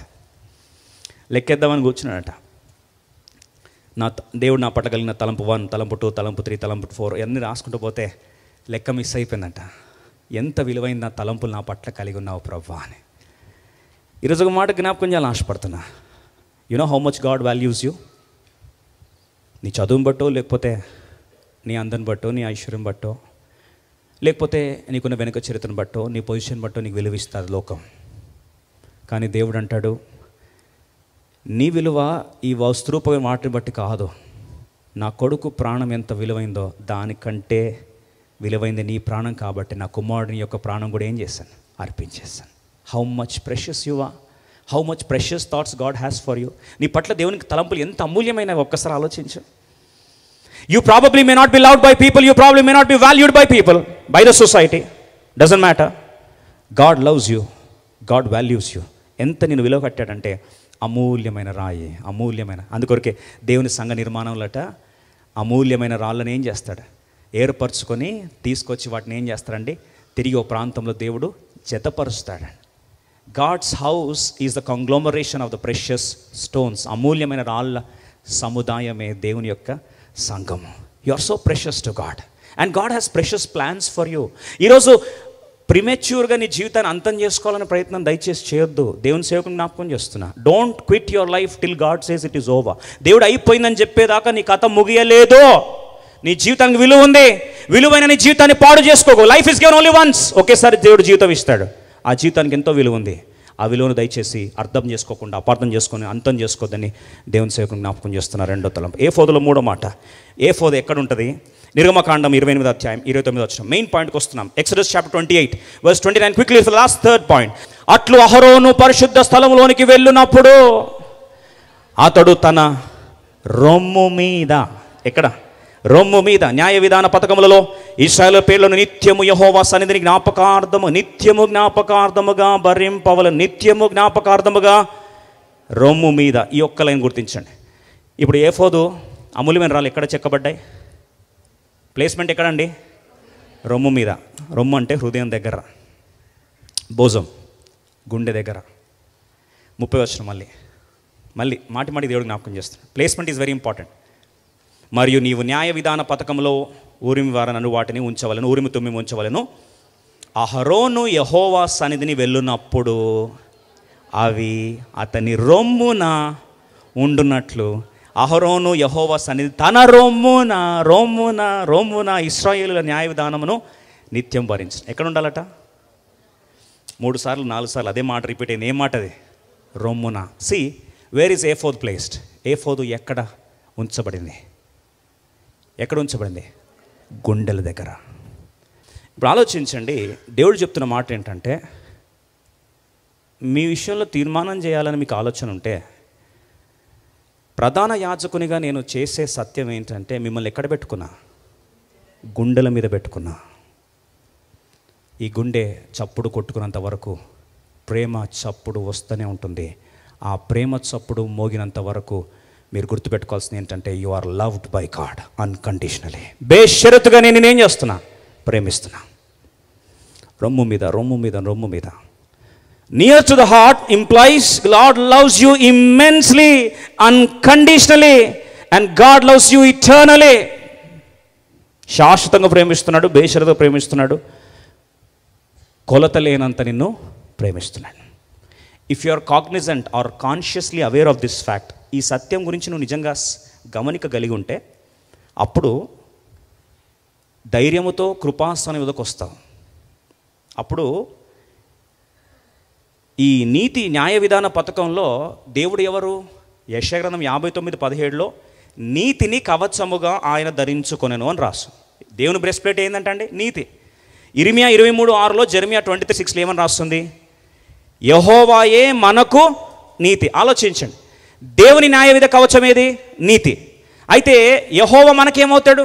నీతిగా మారుతాడు. అంటే ఆయన పరిశుద్ధత మనకు ఆరోపించబడింది, ఆయన నీతి మనకు ఆరోపించబడింది. ఎందుకు అంటే, క్రీస్తు ప్రభువుని ధరించుకున్న మనము ఆయనను బట్టి నీతిమంతులముగా తీర్చబడ్డాం. అందుకొరకే మనసులో నా ప్రార్థన వింటాడా లేదా, దేవుడు మాట్లాడతాడా లేడా, అసలు నా పరిచయ దేవుడు ఈ ఆలోచనలన్నీ నీతిమంతులు తీర్చబడిన తర్వాత 1 యోహాను 1:9 ఏమని రాస్తుంది? 1 John 1:9 ఆయన నమ్మదగిన వాడును, మన పాపంలో ఒప్పుకునే నమ్మదగిన వాడును, నీతిమంతుడు గనుక, హీఈస్ ఫెయిత్ఫుల్ అండ్ జస్ట్, కనుక మన పాపాలని క్షమిస్తాడు, సహవాసాలు కొనసాగింపు చేస్తాడు, పరిశుద్ధాత్మ దేవుని ద్వారా మనతో ఏం చేస్తాడు? మాట్లాడతాడు. ఒక్క మాటలో గుర్తించాలంటే దేవుడు ఆయన యొక్క గుండెల్లో నిన్ను దాచుకున్నాడు. ఆ గుండెల్లో దాచుకున్నాడన్న సత్యాన్ని గుర్తిస్తే, ఆ ప్రేమను గుర్తిస్తే ధైర్యంగా నువ్వు కృపాసనంలోకి వస్తావు. హెబ్రీ 4:14, 15, 16 వచనాలు చదువుదాం త్వరగా. హెబ్రీ 4:15, 14, 15, 16. హిబ్రూ 4:14, 15, 16. ఆకాశమండలం గుండా వెళ్ళిన దేవుని కుమారుడైన యేసు అను గొప్ప ప్రధాన యాజకుడు మనకు ఉన్నాడు గనుక మనం ఒప్పుకునే దానిని గట్టిగా, ఇప్పుడు గొప్ప ప్రధాన యాజకుడు యేసు ప్రభువారు మనకు ఉన్నాడు కాబట్టి ఒప్పుకున్న దాన్ని గట్టిగా పట్టుకుందామని 16 వచనం ఏమంటే, 15 వచనం చూడండి. మన ప్రధాన యాజకుడు 15, మన ప్రధాన యాజకుడు మన బలహీనతల యందు, హీ నోస్ యువర్ వీక్నెస్, మన బలహీనత యందు మనతో సహానుభవం లేనివాడు కాడు, కానీ సమస్త విషయంలో మనలను శోధింపబడినను, ఆయన పాపం లేనివాడుగా ఉండెను. ఇప్పుడు అందరం కలిసి చదువుదాం. కనుక మనము కనికరింపబడి సమయోచితమైన సహాయము కొరకు కృప పొందునట్లు ధైర్యముతో. ఎట్లా వెళ్ళాలండి? ధైర్యంతో వెళ్ళాలి. ప్రభా, నా ప్రధాన యాజకుడు ఉన్నావు, ఐఎమ్ లవ్డ్ బై యూ, బేషరతుగా వస్తున్నాను ప్రభా, నీ నీతిని ఆరోపించుకొని నన్ను ప్రాణంగా ప్రేమించిన దేవుడు, నీ గుండెల్లో చెక్కుకున్న దేవుడు, వస్తున్నా ప్రభా, నన్ను సమకూర్చు. అప్పుడు దేవుడు రైట్ గైడెన్స్. దావీదు ధైర్యంగా వచ్చాడు. ప్రభా వెళ్ళమంటావా? ఏఫోద్ తీసుకురా ఫస్ట్. ఏఫోద్ అంటే గుండెల మీద వేసుకున్న ప్రేమను గుర్తు చేసుకొని, అయ్యా వెళ్ళమంటావా ప్రభు అన్నాడు. వెళ్ళు దావీదా, తరుము, నిశ్చయంగా సమకూర్చుకుంటా ఉన్నాడు. బయలుదేరాడు. దావీదు కోల్పోయిన సమస్తంను తిరిగి మరలా సంపాదించుకు. ఈ మాట దేవుడు నెరవేర్చును గాక. అర్థం కావడానికి కొరకు నూతన నిబంధనలో ఒక ఉదాహరణ దేవుడు రాసి పెట్టాడు. యోహాను సువార్త 13వ అధ్యాయం. యేసు ప్రభువారు కడరాత్రి భోజనం, మేడగదిలో లాస్ట్ సప్ప, 12 మంది శిష్యులు ఉన్నారు. ఈ సందర్భంలో ప్రభు అన్నాడు, ఇది ఆఖరి రాత్రి, కడరాత్రి. ఇప్పుడు ప్రభు యొక్క శరీరంలో ద్రాక్షరసం వారి చేతికి అప్పగించిన సందర్భంలో ప్రభు అన్నాడు, ఈ రాత్రి మీలో ఒకడు నన్ను ఏం చేస్తాడు? అప్పగిస్తాడు. గుండెలు ఆగిపోయాయి. ప్రభు వల్ల పాల్పొందు పొందుతా ఉంటే మీలో ఒకడు నన్ను అప్పగిస్తాడు అనేసరికి ఇక్కడ 2 గుంపులు ఉంటారు మనలో కూడా. అవునా? ఎవరు ఎవరు ఎవరు ఎవరు? ఎందుకులే పంచాయతీ, నోటు మూసుకొని కూర్చుంటే అయిపోతుంది, ఏదో తెలుస్తుందిలే. కానీ పేతురు మనలో అంటాడు, కాడు. వెంటనే ఏం చేశాడు తెలుసా అండి? తెలుసుకోవాల ఆశ, అట్లని చెప్పి సైలెంట్గా ఉండలేడు, అట్లని చెప్పి అడగలేడు. తెలుసుకోవాలని ఆశ, సైలెంట్గా ఉండలేడు, ధైర్యం చేసి అడగలేడు. కానీ ఒక తెలివి ఉంది. ఏం తెలివి ఉందంటే, యోహాను సువార్త 13:24 అంట సైగలు చేసే తెలివి ఉంది. ఏం తెలివి అండి? సైగలు చేసే తెలివి. సిగ్నలింగ్ స్ట్రెంగ్త్ బాగా, కమ్యూనికేషన్ చాలా ఫాస్ట్ ఉంటుంది. ఎప్పుడు కూడా పేతురు పక్కన యోహాను, వీళ్ళిద్దరి మధ్యలో కమ్యూనికేషన్ సిస్టమ్ మీరు అబ్జర్వ్ చేయండి. వాళ్ళ మధ్యలో ఉన్నంత నెట్వర్కింగ్ కానీ, వాళ్ళ మధ్యలో ఉన్నంత కెమిస్ట్రీ కానీ, వాళ్ళ మధ్యలో ఉన్న ఫిజిక్స్ నడవడం కానీ, పరిగెత్తడం కానీ, వాళ్ళ టాలెంటే వేరు. అంత సైకిల్లో ప్లానింగ్ ఉంటుంది అంత వాళ్ళు. ఇక్కడ పేతురు వెంటనే ఏం చేశాడంటే, గనుక ఎవరిని గూర్చి ఆయన చెప్పానో 24 అది తమకు చెప్పుమని సీమోను పేతురు అతనికి సైగ చేశాను. ఎవరతడు? 23. ఎవరతడు? 23. ఆయనకు ఒక స్పెషల్ క్వాలిఫికేషన్ ఉందంటే ఈరోజు వాక్యం వింటున్నట్టు ఏఫోదు అనుభవం. ఆయన శిష్యులలో యేసు ప్రేమించిన ఒకడు యేసు రొమ్మున ఆనుకొని. That is the secret of the game changing experience. పేతురు అబ్జర్వ్ చేశాడు, ఈయన ఎక్కడ ఉంటాడు? యేసు ప్రభు రొమ్మున ఉంటాడు, గుండె చప్పుడు, గుండెకి దగ్గర ఉంటాడు. ప్రేమించిన శిష్యుడు, యేసు ప్రేమించిన శిష్యుడు. ఆయన నుంచి వెళ్తే ఖచ్చితంగా రిజల్ట్ పక్కా చేసే సైగ చేశాడు. మిస్టర్ జాన్ పక్కన గుసగుసలు జాన్ ఏంది ఊరికే జా అంటున్నావు ఉన్నాడు కూడా. వెంటనే ఇప్పుడు 25వ వచనం మంచి మాట, జాన్ 13:25. అందుకు యేసు రొమ్మున ఆనుకొనుచున్న ప్రభువా, ఆనుకొనివాడు ప్రభువా, వాడు ఎవడని ఆయనను అడిగాను. ఎంత ధైర్యం! 12 మంది మధ్యలో కూర్చొని యేసయ్యా వాడు ఎవడు? మనం ఎందుకు అడగని తెలుసా? ఎందుకు వచ్చిన తల్లొప్పండి లాగిది అంతాడు పట్టుకొని. యేసు ప్రభు కొట్టకపోయినా వాడైనా కొట్టాడండి. నీకెందుకురా, ఎందుకు అడిగి నన్ను బుక్ చేసినావు అందరి మధ్యలో కొంటాడు కాబట్టి ముందే యేసు ప్రభుని అప్పగించడం, మమ్మల్ని అప్పగించడం అని చెప్పి భయానికి నోరు మూసుకొని ఏదైతే కానీ మనకేం పంచాయతీ అని సైలెంట్గా ఉంటా. యోహాన్ ధైర్యంగా అడిగాడు, అయ్యా నిన్ను అప్పగించేవాడు ఎవడు? Who is he? చెప్పు ప్రభా. మరి చెప్పాడా లేదా? 26 direct, immediate, instant, complete answer. Direct, immediate, instant, complete answer. 26 అందుకు యేసు నేను ఒక ముక్క ముంచి ఎవనికి ఇచ్చుదునో వాడే అని చెప్పి ఒక్క ముక్క ముంచి సీమోను కుమారుడగు ఇస్కరియోతు యూదాకు, ఎవరు ముంచుతానో వీడే అని చెప్పి పిలిచి ఇస్కరియోతు యూదా చేతిలో పెట్టాడు. గుండెలు ఆగిపోయాయి. Toughest revolution, dicey situation, mind boggling guidance questions ఏమన్నా కానీ ఆయన రొమ్మున మీద ఆనుకునే అనుభవం ఉందా? ఆయన ప్రేమ ఒక్కసారి గుర్తు చేసుకుంటే, క్రీస్తు ప్రేమ పిపాసివైతే, ఆయనను పిచ్చిగా ప్రేమిస్తున్నాడని ఆయన ప్రేమను జ్ఞాపకం చేసుకుంటే ఒక్క నిమిషం కూడా నువ్వు ఆలస్యించావు. You will not even hesitate even a second. You will not be like Peter, you will be courageous like John. ఆయన ప్రేమ నీకు అర్థమవుతుందా?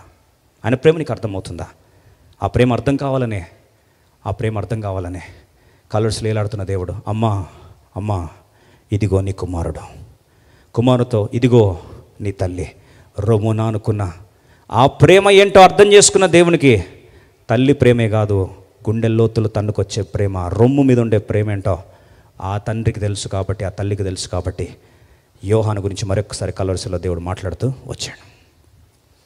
ఈరోజు ప్రశ్న ఏంటంటే, తాలిమితో ప్రేమ కలిగి, హెబ్రీ 5:2 రాస్తుంది, యాజకుడు తాలిమితో ప్రేమ కలిగి మన మీద ఇప్పుడు కూడా ఓపిక కలిగి నడిపిస్తూ ఉన్నాడు. ఇలా లేకపోతే యాజకుడిలాగా ధైర్యంగా వచ్చి దావీదు తెలుసుకోవాల్సిన వ్యక్తి వచ్చాడు, తెలుసుకున్నాడు, నడుపుదల పొందాడు, కోల్పోయిన సమస్తాన్ని ఏం చేశాడు? సంపాదించుకున్నాడు. మీరు ఒక మాట చెప్తానండి, దావీదు దగ్గర 600 మంది ఉన్నారు, అదే సౌలు దగ్గర కూడా 600 మంది ఉన్నారు. సీన్ కట్ చేద్దామా? గిబియాకి వస్తామా? 1 సమూయేలుకు 14వ అధ్యాయానికి వస్తామా? 1 సమూయేలు 14వ అధ్యాయం వస్తే 3వ వచనంలో ఇక్కడ కూడా ఒక యాజకుడు ఉన్నాడు. ఆ యాజకుని కూడా ఏఫోదు తెమ్మన్నాడు. ఎవరు? సౌలుకి ఏం తెలియక కాదు. మీరు అంటారు పాపం దావీదుకి అన్ని ట్రేడ్ సీక్రెట్లు తెలుసండి, పాపం సౌలుకి ఎందుకో తెలియదు. మనలాంటి వాక్యం చెప్పుకుంటే బాగుండని. సౌలు కూడా తెలుసు.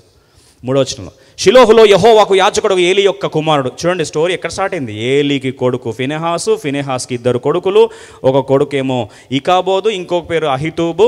ఆ జనమైన అహియా ఏఫోదు 4వ తరంలో అహియా ఉన్నాడంట. 4 generation, great grand son of Eli. ఆ 4వ వ్యక్తి కూడా యాజకుడు. ఆ యాజకుడు దగ్గర పిలిపించాడంట. ఎవరు? సౌలు పిలిపించాడు. ఓ అహియా ఇట్రా అని. అహియా వచ్చాడు, ఏఫోదు ధరించుకొని అక్కడ ఉండని. ఏం ధరించుకొని వచ్చాడు? ఏఫోదు ధరించుకొని వచ్చాడు. సీరియస్ క్వశ్చన్, అయ్యా యుద్ధానికి వెళ్ళాలా వద్దా ఏంటి అని ఆలోచిస్తూ ఉన్నారు. 1 సమూయేలు 14వ అధ్యాయం, 1 సమూయేలు 14వ అధ్యాయం 18వ వచనంలో ఏఫోదా మందసం కూడా కన్ఫ్యూజ్ అయిపోయాడు. బ్రదర్ ఎవరండి? సౌలు. ఏఫోద్ అనకుండా చూడండి 1 సమూయేలు 14:18 14:18 ఏమంటున్నాడు చూడండి. దేవుని మందసం అప్పుడు ఇశ్రాయేలు యుద్ధ ఉండగానే దేవుడు మందసమును ఇక్కడికి తీసుకొని రమ్మని సౌలు అహియాకు సెలవిచ్చాను. వాస్తవంగా మందసం వచ్చింది దావీదు టైంలో. అప్పుడు కిర్యత్ యెయారీములో ఉంది. ఎక్కడ ఉందండి? కిర్యత్ యెయారీములో ఉంటే ఇప్పుడు సౌలు అంటాడు మందసం తీసుకురండి అని. వాళ్ళు అన్నారు మందసం రాదు బ్రదర్ అంటే ఏదో ఒకటే ఏందది ఏఫోద్ తీసుకురండి. ఏఫోద్ అని స్పష్టంగా దాంట్లో మనం 3వ వచనం చూస్తాం. ఇక్కడ మందసం అన్నాడు, దాన్ని యాక్చువల్గా చూస్తే ఏఫోద్ దెమ్మన్నాడు. 19వ వచనం చూడండి. ఏఫోద్ తీసుకురమ్మని అంతా బాగుంది, ప్రొసీజర్ అంతా బాగుంది. మళ్ళీ సడన్గా ఏమైంది? సౌలు యాజకునితో మాట్లాడుచుండగా ఫిలిస్తీన్ల దండులో ధ్వని, బయట నాయిస్ వినిపిస్తుందంట, ఒత్తిడి వినిపిస్తూ ఉంది, ప్రజల ఒత్తిడి వినిపిస్తూ ఉంది, ఫిలిస్తీన్ల శబ్దం వినిపిస్తూ ఉంది, మరి ఎక్కువగా వినబడను. కాబట్టి సౌలు యాజకునితో నీ చెయ్యి వెనుకకు తీయమని చెప్పి, అరే అహియాని పిలిచింది నువ్వే, ఏఫోద్ ధరించుకున్నయ్యా నువ్వు చెయ్యి ఎత్తుమని నువ్వే, ఊరిమి తుమ్మిమిలో జవాబు రాబోతుంది నీ చేతిలోండే. సడన్గా అంటాడు ఛేదించే. ఎందుకు ఛేదించమన్నాడు?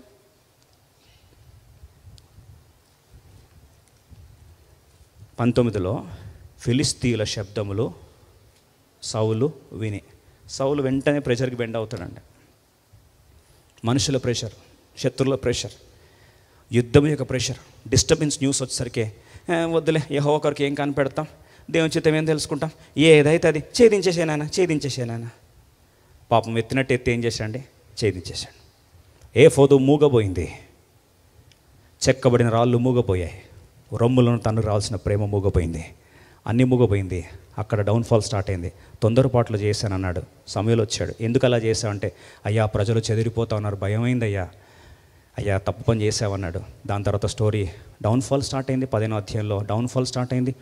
లాస్ట్కి ఏఫోదు మర్చిపోయిన జీవితం లాస్ట్కి వచ్చేసాడు. ఒకరోజు సమూయేలు చనిపోయాడట. సమూయేలు చాలా బాధల్లో చనిపోయాడు. సౌలు గురించి ఏడుస్తూ బాధపడుతూనే చనిపోయాడు. ఇప్పుడు మనసులో భయం స్టార్ట్ అయింది. ఏంటి నా పరిస్థితి, యుద్ధం ఏమవుతుందో, ఫిలిస్తీన్లు యుద్ధానికి వస్తున్నారు. సమూయేలు గుర్తొచ్చాడు. అయ్యా నాతో మాట్లాడంటే 1 సమూయేలు 28వ అధ్యాయం 6వ వచనం రాస్తుంది. యెహోవా స్వప్నము ద్వారానైనను, ఊరిమి ద్వారానైనను, తుమ్మిం ద్వారానైనను యెహోవా సౌలుతో మాట్లాడము మానివేసను. God stopped speaking. ఏంజలు తోచలే. ఏఫోద్ అగౌరవం, ఏఫోద్ గురించి ఎదురు చూడని జీవితం, ఏఫోదును పారవేసిన జీవితం, ఏఫోదును అపార్థం చేసుకున్న జీవితం, ఆయన ప్రేమను అపార్థం చేసుకున్న ప్రియ సోదరు. ఈరోజు మాటలు జ్ఞాపకం చేస్తున్నా. నువ్వు ఆయన ప్రేమను అపార్థం చేసుకొని దేవుడు నన్ను దూరం అయిపోయాడు, ఇంకా దేవుడు నాతో మాట్లాడాడు. అరే అర్థం చేసుకో, గుండెల్లో చెక్కుకున్న ప్రేమ, రొమ్మును ఆనుకోవాల్సిన ప్రేమ, ఆయన ప్రేమ ఎప్పుడు మారదని గుర్తిస్తే ఆ రోజైనా సౌలు వచ్చి అయ్యా పశ్చాత్తాపడుతున్న ఏఫోద్ దగ్గరికి వస్తా అంటే దేవుడు మాట్లాడేవాడు, సిద్ధంగా ఆయన మాట్లాడేవాడు. ఈ ఒక్క మాట చెప్పలేదండి ఎవరు కూడా సౌలుకి. సాతాను అన్నాడు దేవుడు నీతో మాట్లాడు, అయిపోయింది నీ జీవితం. వెళ్ళాడు కర్ణపిశాచం గల స్త్రీ దగ్గరికి వెళ్ళాడు. కర్ణపిశాచ స్త్రీ వెళ్ళి బతిమలాడుతున్నాడు, పిచ్చోళ్ళగా అడుగుతున్నాడు. ఆమె సమూయేలు తెచ్చినట్టు తెచ్చి భ్రమపరిచింది. రేపు ఈ టైం కల్లా నువ్వు చనిపోతావు చెప్పినట్లుగానే సౌలు అర్ధాంతరం యుద్ధ భూములు ఏమయ్యాడండి? చనిపోయాడు. ఒక మాట జ్ఞాపకం చేస్తా. అక్కడ సౌలుకు కానీ ఏఫోదు ఉంది నీ కొరకు, ఏఫోదులో నీ పేరు చెక్కబడింది, బెన్యామీను పేరు చెక్కబడిన గుండెల్లో తన్నుకొని వచ్చే యాజకుని ప్రార్థన ఉంది. ఆయన చిత్తం నీతో మాట్లాడడానికి ఇష్టపడుతున్నాను. ఒక్కలు చెప్పుంటే సౌలు కథ వేరేగా ఉండేది. ఈరోజు ఏఫోదు కేంద్రీకృత జీవితం కలిగి ఉండాలని దేవుడు ఆశపడుతున్నాడు. ఆయన దగ్గరికి వస్తే ప్రభు అంటాడు, హోషేయ గ్రంథం 14వ అధ్యాయం 2-4 వచనాలు అంటాడు, నేను వారిని స్వేచ్ఛగా స్నేహితును, తిరిగి వారిని ప్రేమింతును. హోషేయ 14:4 అంటాడు ప్రభు. ఆయన రొమ్మున మీద ఆనుకునే యాజకుడు గుండెల్లో చెక్కబడిన ఆ ఏఫోదులో ఆయన ప్రేమ ఎంత మిళితమైందో, క్రీస్తు ప్రేమ ఎంత మిళితమైందో, ఈరోజు నన్ను తన గుండెల మీద ఆనుకోవాలని ఆశపడుతున్న దేవుడు ఈరోజు అతి ప్రేమతోనే నేను ఆహ్వానిస్తూ ఉన్నాడు.